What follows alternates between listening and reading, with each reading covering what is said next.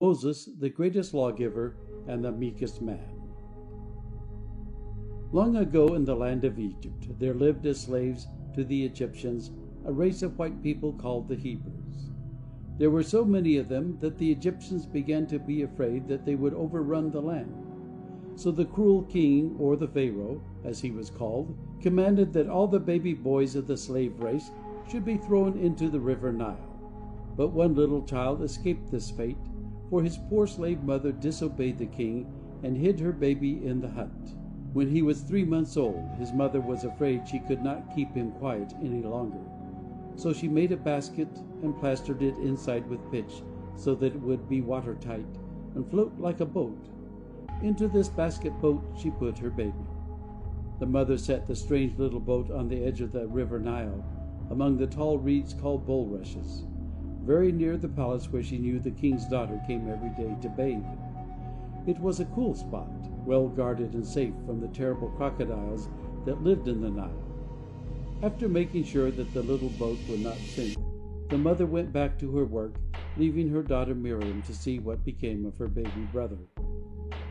Just as the wise mother had planned, the princess soon came with her ladies in waiting, and spied the cradle basket rocking on the waves near the shore. She told one of her maidens to bring it to her. The king's daughter knew too well of her father's command to drown or kill all the boy babies of the Hebrew slaves. So when she found a baby crying there, she pitied the poor mother who had obeyed the king by putting him in the river, still fondly hoping to save his life. When the Pharaoh's daughter saw the babe, she said, "This is one of the Hebrews' children." There was a pleading look in the face of the little child. He seemed to ask the princess to take him in her arms.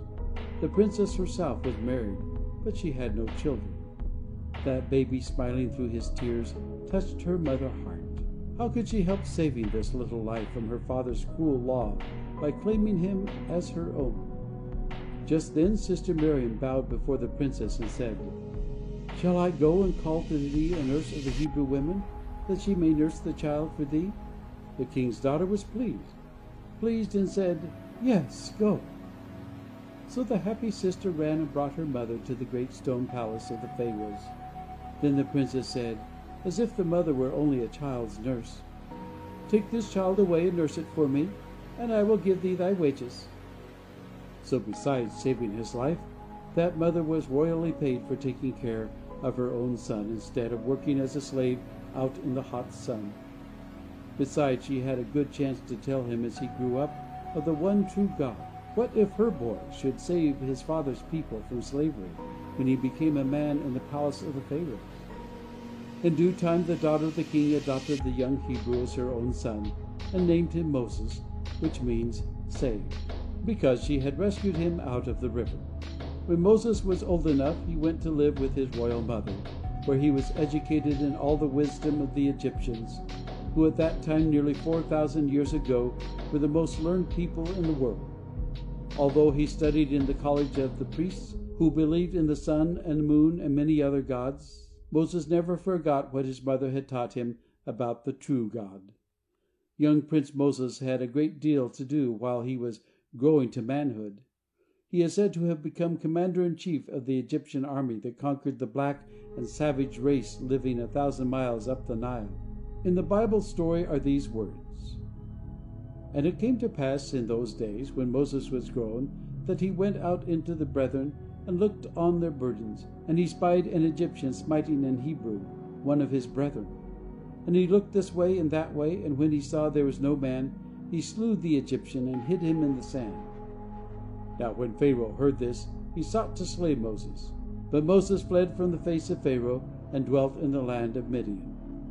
This Pharaoh was not the father of Moses' foster mother, who was now dead.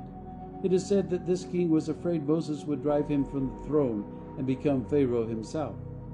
For 40 long years the exiled prince lived in Midian, studying, planning, and writing.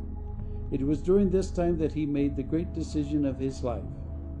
He resolved to save his own people, the million Hebrews who were slaves to the Egyptians. At last Moses and his brother Aaron appeared before the Pharaoh, and announced that God had demanded that the king should let the children of Israel go free. It was a hard thing to ask, for the Egyptians still needed the great army of slave men to build great pyramids and temples. The king refused, and consented and refused again, until plague after plague was sent upon the land of Egypt. At last, when the king's son and the oldest child of every Egyptian family in the whole country had died in one night, the terrified and heartbroken king called for Moses and Aaron by night, and said, "Rise up, and get you forth from among my people, both ye and the children of Israel, and go." And the people took up their dough before it was leavened, their kneading troughs being bound up in their clothes upon their shoulders. This going out of the Hebrew people, bound for the Promised Land, nearly 4,000 years ago, is called the Exodus. To this day it is celebrated by the Jews every year as the Passover.